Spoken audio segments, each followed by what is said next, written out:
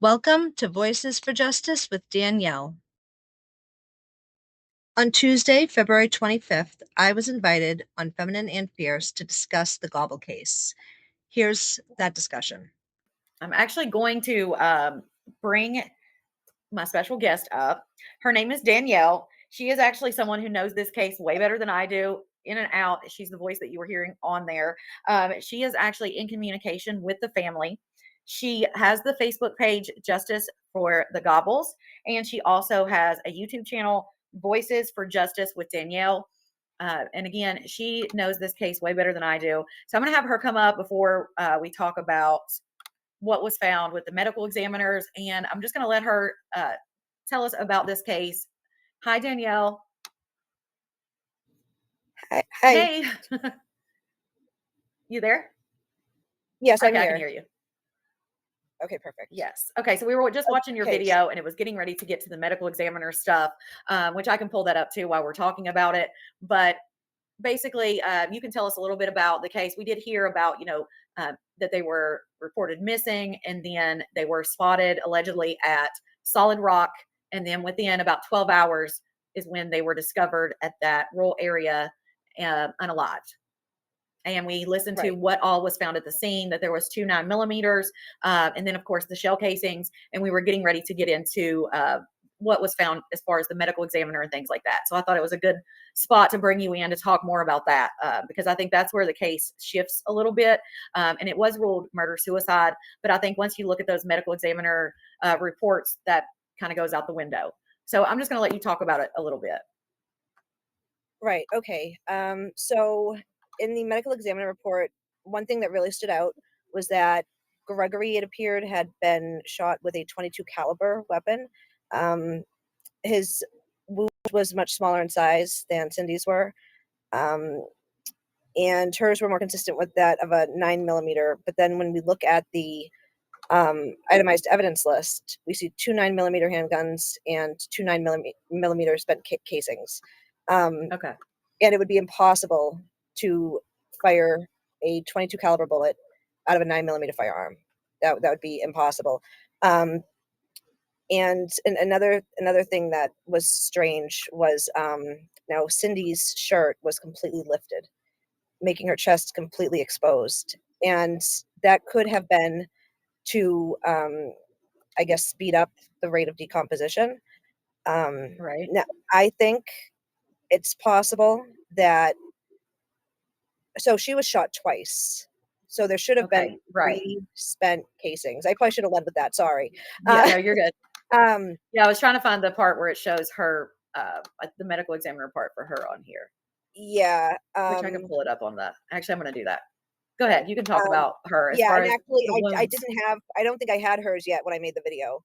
Okay, I'm They going to go to the Facebook and pull it up. Yeah, they took a really long time to finish her reports. Right. Yeah, so there were 2. She was shot twice, and Gregory was shot once. Okay. Now the first, well, one of the bullets, I guess, went through her left cheek and came out her left neck, and the trajectory of the bullet was front to back, right to left, and up to down.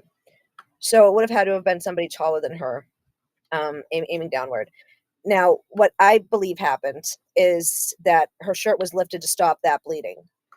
And then when she got the second shot, I believe the second shot was to her chest. And in her You autopsy mean your report, cheek? Her that's cheek. the white. The first one was to the chest, Well, the cheek, or no? no, the first one was to the cheek.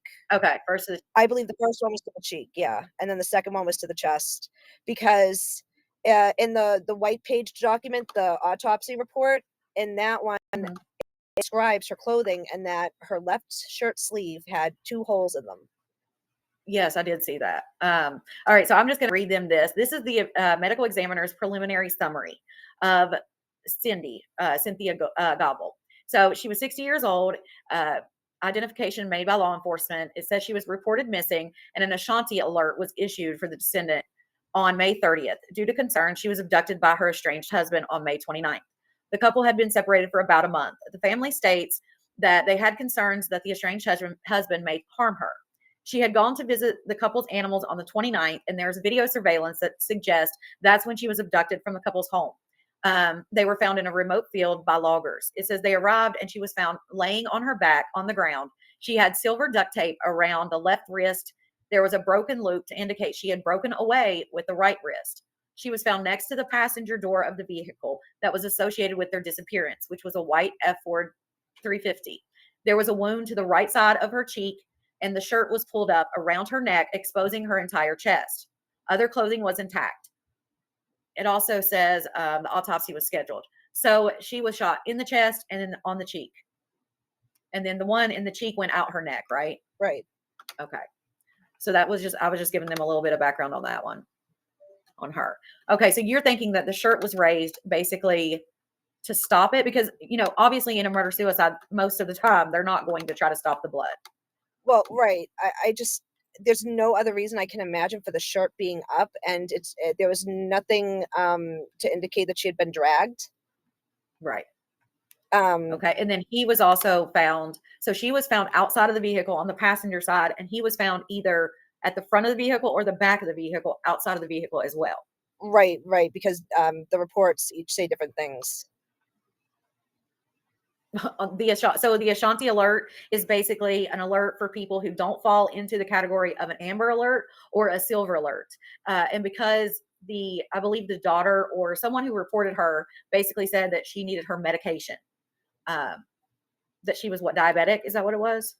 That's what they said, yes. Okay. That basically she needed her medicine. So that's why they did what they call an Ashanti alert. And that helps also, because they're adults, it's hard as far as like missing persons. And again, if they don't fall into the amber alert and they don't fall into the silver alert, this is kind of a way to be able to alert them.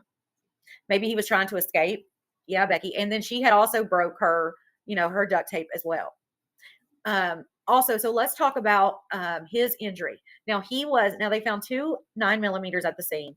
They found 9mm casings, right? Shell casings. Yep. But he was actually shot in the right temple with a .22 caliber. Right. And there was never did find a weapon, the .22 caliber. Right. They never found the spent casing or the firearm. Okay. So if you look at this, as far as the medical examiner summary of him, it's basically the same as far as, they were separated and all of that. But it says that they found him laying on his right side, which if you think about how this all happened, he was laying on his right side with a wound to the right temple, and a gun was laying next to his right hand. Now, the gun that was laying next to his right hand was a 9mm, but yet he was not wounded with a 9mm. The gun was secured by law enforcement, and it was registered to him. They said he had no substance abuse or history of domestic violence. Also, I read in the, let's see if I can pull that up here. I also read as far as the trajectory with him, if you want to talk about that a little bit, like how he was wounded. It's hard because I can only say certain things on here, but. Yeah. So typically in a self-unaliving, you are going to see an upward trajectory, meaning that the angle is like upwards. So now Gregory was found, the trajectory went downward, which means that his arm would have had to have been like up, going like aiming down. But in his autopsy report, it also explains that there was no soot, which is very commonly found in self-unalivings, and that there was intermediate stippling, and I'm not confident pronouncing that correctly. Stippling, okay. And but that means is that it had to have been held at least a half an inch to 2 feet away. Right. Which if you try to do that to the right temple and go downward, it's very hard if you just try to do it with your own arm. Yeah, it's so awkward to try to do. Right. So see, it says here on the report, this is actually the report here. It says the trajectory was right to left, downward. And if it's held out a half inch to 2 feet out from his head and it's in a downward position, how could his hand have done that? I mean, not only that, but then you have to think that there was another weapon that wasn't found at the scene. There was no shell casing. Also, let's talk a little bit about what was found in his digestive system, basically. There were 30 partially digested aspirin, but there was no aspirin bottle. And on the evidence list from Iredell County, we had read that there was a pill bottle a trazodone pill bottle with 3 pills remaining. There's no indication of who that trazodone was prescribed to, but also the pills weren't tested, and there were no imprints documented to indicate whether or not it was actually trazodone or it could have been aspirin. Wow. See, that thing is like, where did they come from? If there was no bottle or anything. This Right. person says that the times do not add up for them to be at the beach, drive back, and then the times of death. None of that adds up. I believe that call was made to throw off the search in that area. Well, I mean, they would have had time to go there. They would have So it's had, about what, 3.5 hours? yeah, it's 3.5 hours each way. Okay, so they would have been able to drive if they went missing on the 29th and then they were seen on the 30th at 11 something at nighttime. They definitely had 3.5 hours to go there, and then Right. the bodies weren't found until 12 hours after they were allegedly spotted in Myrtle Beach. So that gives them plenty of time to be able to drive that 3.5 hours.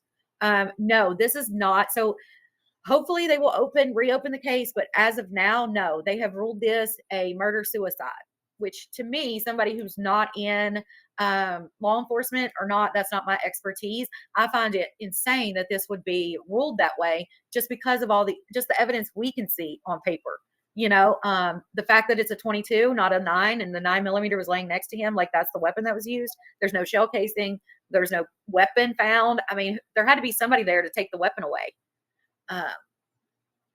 Right. So no, Tina. So Tina, there was a trazodone. If maybe they were in the trazodone bottle, is that what you're saying? Yeah. Because there was a trazodone bottle. Well, Tina said, were they in a pill bottle with no label? That So there was a trazodone bottle with what, 3 left? Yeah, but technically we don't know what was in that bottle, but there was no.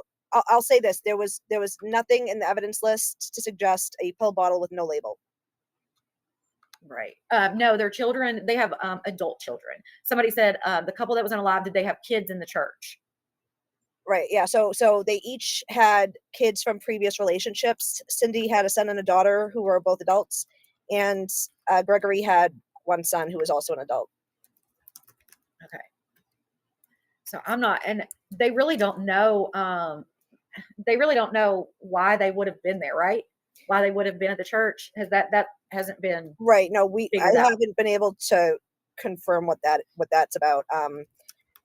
But in the 911 recording, the investigator clearly says he did an interview that morning, and there is a connection between the missing male with the ministries and Myrtle Beach.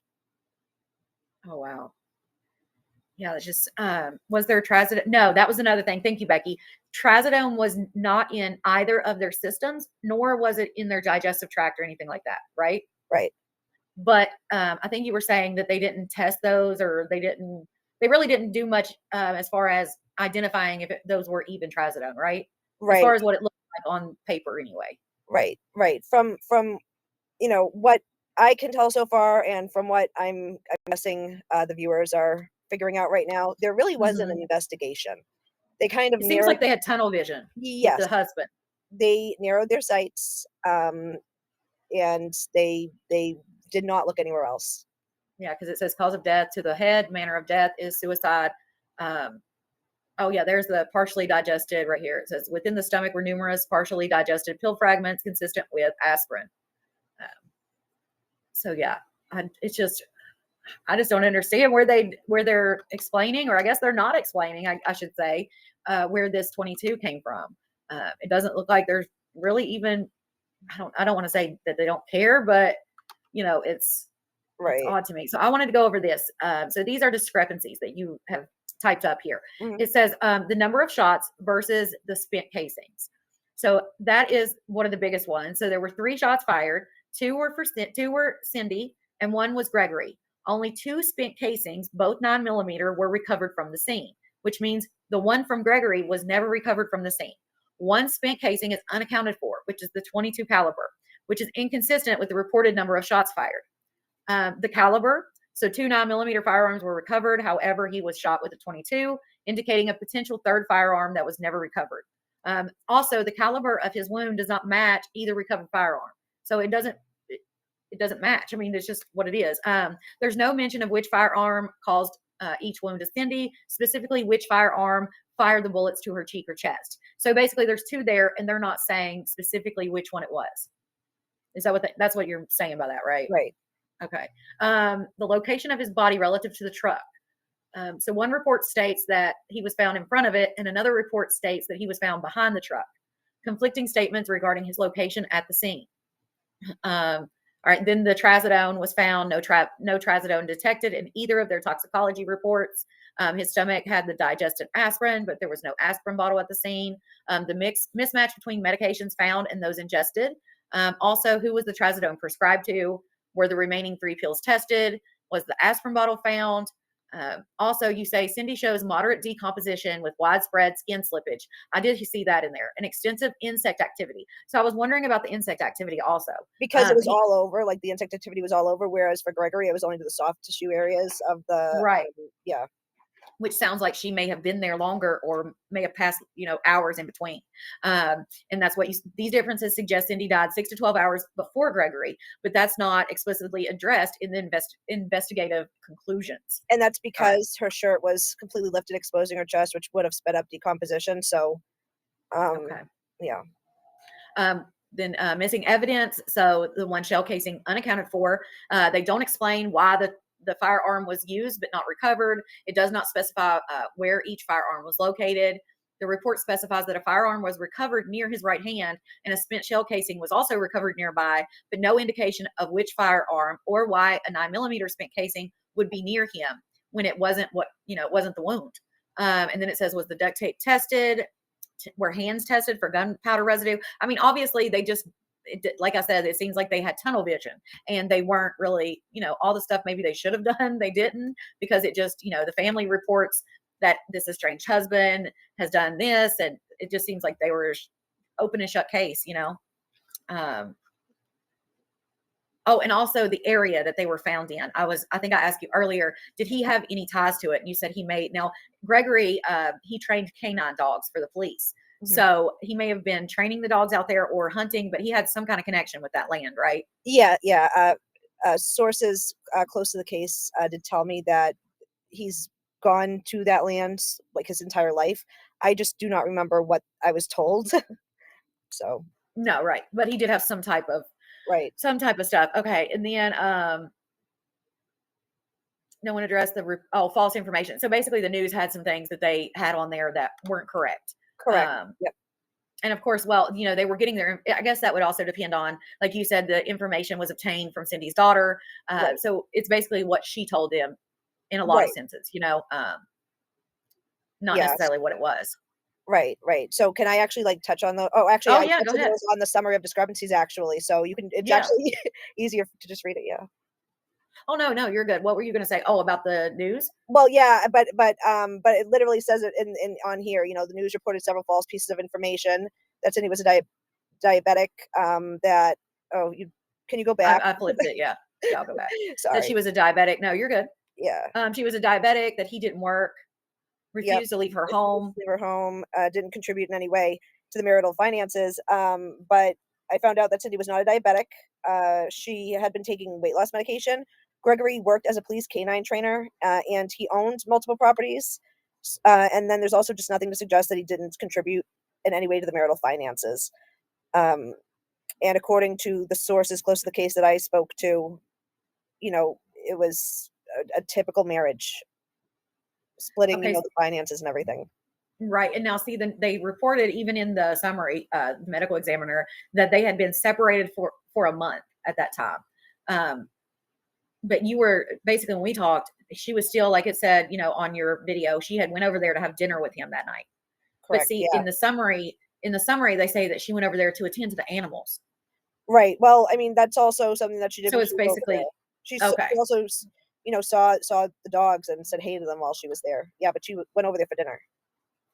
Yeah. Well, yeah, he definitely 2 T's. That's what I was saying too. He definitely has that connection. If he trains, canines and stuff like that. What kind of investigators are these people? Yeah, I know, Roxanne. That's what I said. I was like, first of all, just the fact of the difference in weapons is a huge thing. I don't see how they got past that. Right. But unless, again, like it was true tunnel vision. Now this is where the timeline where they say, they had seen them at 11:40 p.m. on 5:30 hours before the bodies were discovered. They were discovered on 5/31, yet decomposition differences suggest Cindy died several hours before. They do not fully, okay, so they don't talk about that. And then Gregory's wound had a downward, so we talked about that also, the downward trajectory. And even if you tried to, put something in your hand and lift your hand up above your temple from 2 inches to 2 feet away from your head, like it's almost impossible to do. It just doesn't make sense to me. I mean, you can do it with anything. I just don't see how you could get a weapon like that far from your head, and with all the things that they talk about, the angle, everything. Her shirt was lifted. I think we spoke about that too. Mhm. There was some effort to apply pressure. Okay, that's what you were saying about the shirt being up. Right. And what is it? This is assault. Oh, maybe that's just when it was called in. Oh yeah, that's the tip. Okay, so do the family moving forward. I know that you speak, you have connections with some of the family. Moving forward, are they trying to get this case reopened? So I'll say, like, one side of the family is very interested in that. The other side of the family, I think, just accepted what they were told. Right. Wow. Yeah. Do you think that I'm trying to think of, would they reopen it? I mean, for me, I don't understand why it was ever closed. So I can't imagine why they wouldn't reopen it, considering just looking at it, Right. looking at it, I feel like anybody that has any type of logic could look at these documents and look at the medical examiner's findings and the autopsy reports and be able to say, even me with no law enforcement background, and say, there's something up with this. Right. So And I'm just yeah. curious if they would ever open it. It is So, Lillian. yeah, I spent a lot of time trying to make phone calls, ask questions, trying to find out what it was I wasn't understanding. Almost giving them the benefit of the doubt, if you will. And Right. they have not answered a thing. They I do not believe. I think it's going to be an uphill battle. I am really hoping somebody is able to look at this with decision-making power and say, like, Right. hey, this does not make sense. But I guess I don't fully understand what the process of that is. But I Right. do know, I've been told that that the representatives of the family were going to try to present this evidence to see where that can lead, if it be potentially reopening it, because it can't happen. It's actually scientifically impossible Right. to do, for the crime to have occurred. If that was the bullet, where is the gun? Which Right. Yeah, and who is this other person? Because there had to be another person who was there who removed some things from the scene. right. Obviously, the weapon's gone, the shell casing is gone. So those are two things that they clearly took their time to pick the shell casing up. And Yeah. if you would have just looked at that scene as a police and not, because obviously you can't see the bullet if it's inside someone, not to be graphic, but just looking at the scene and seeing the weapon next to his hand, seeing, the way that things happened, you would immediately think, and with the reports and everything that had happened, yeah, chalk it up, it's murder suicide. But once they get into the medical examiner part, the autopsy report, and you notice that the weapon next to his hand isn't the one, it could not have been the one that wounded him, I feel like that right there should be enough. Yeah, Blanca. And also I feel like we're talking about the story of a couple called the Gobbles. I have to stop and think about it. The Gobbles, they went missing on May 29th, 2024, and they were found May 31st in North Carolina, about 15 minutes, I think, from where they lived. They were spotted allegedly by at least two people, from what that 911 call says, in Myrtle Beach the night before the bodies were discovered. And they did rule it closed case, murder suicide. But once you look at this documentation and the medical examiner, the autopsy, it's clear to most people, at least I think, that our opinions are there's no way it's possible. And they did know, that there was a connection. So that's why it's just so baffling to me that they didn't look into this a bit further. Yeah. Somebody said a cop probably removed the other evidence. This is sad. Someone staged it. And even like I was, like we were talking earlier, in not to say it doesn't happen, but in a murder suicide, it's just so odd that she was on the passenger side outside the vehicle. He was allegedly at the top, at the front of the vehicle. One report says the back of the vehicle. It just seems very odd placement of being outside the vehicle, and all of that just seems odd to me. And what's also Everything. weird is when I call to ask for clarification, I need a court order. Wow. Like, that seems a bit much. Mm-hmm. Yeah. This is Danielle. She runs a page, Voices for Justice with Danielle, and we're talking about a case that she has been covering and has a lot of stuff on Facebook. She runs a page, Justice for the Gobbles, and she's been, covering this case since everything started coming out. So I live in North Carolina. I haven't heard about this story. It hasn't been taken serious like it should be, right, Blanca? Because the reason a lot of people haven't heard of this story is because in that obviously they feel it's an open and shut case, that the estranged husband did this. It was a murder suicide, and that's just what it is. Chalk it up and be done. But clearly, the evidence points to something else. So there's way too many things that don't add up, so there's something fishy going on. Yeah. Right. No, Rachel. She's actually in communication with the family. Right, with one side of the family, just to just to clarify. Yeah. And somebody had written a comment earlier, like asking if I, thought the police were getting paid off or something. I just want to say, I guess, how I discovered the case, Okay. or found it, I guess. So back in August, I submitted a FOIA, that's Freedom of Information Act request, for different, records related to 803 Howard Avenue, and JP and Micah Miller. And, I'm sure you all know the story. And we covered it last week. Right. And they did like a FOIA dump on me, like 200 records of incident reports, dash cam footage, 911 audio recordings. And so I just got to work and started combing through them. And this 911 call really caught my attention because the whole beginning of it is redacted. So that is what first got my interest. And then as I was listening, I actually thought it was a mistake. Like, I thought they just mixed up their records and accidentally gave me something completely unrelated. And I was actually really close to deleting it because I thought it was a mistake. And, but I said, just for the hell of it, I'll keep listening.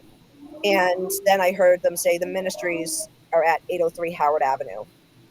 Oh, wow.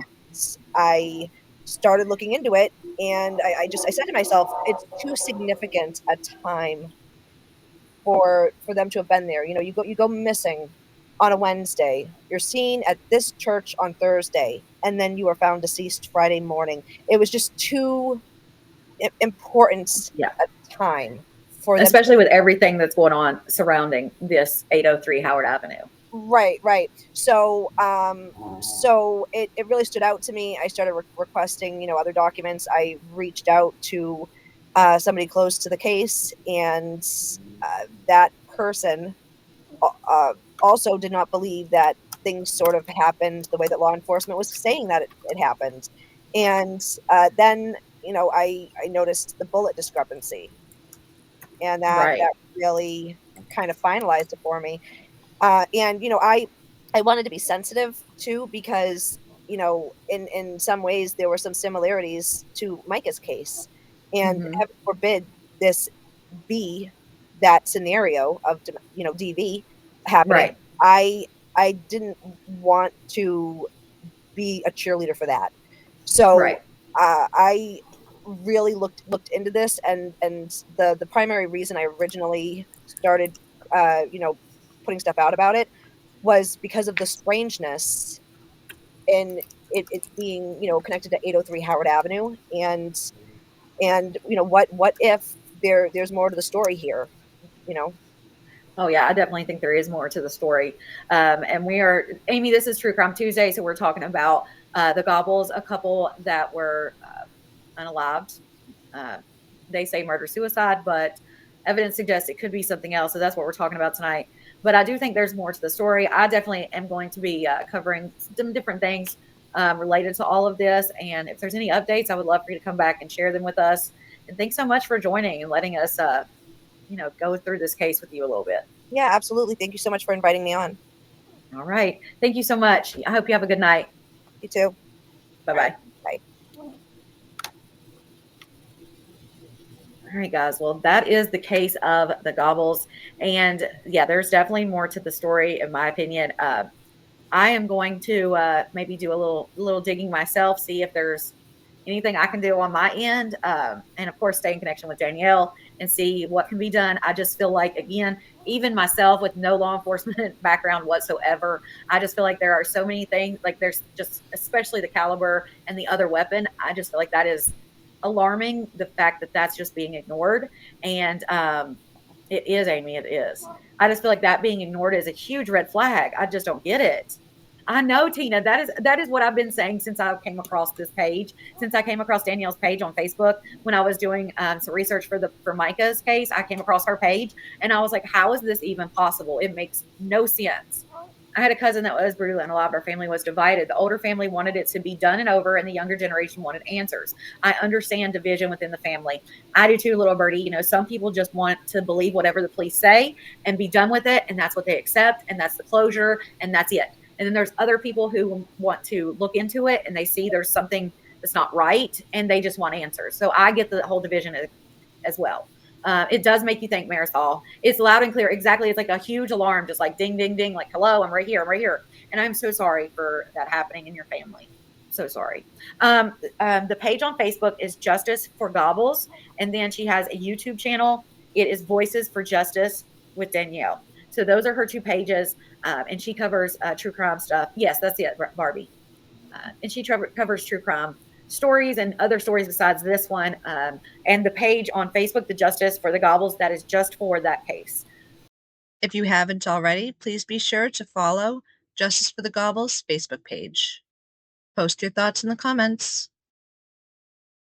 Please like, share, and subscribe. Thank you for watching.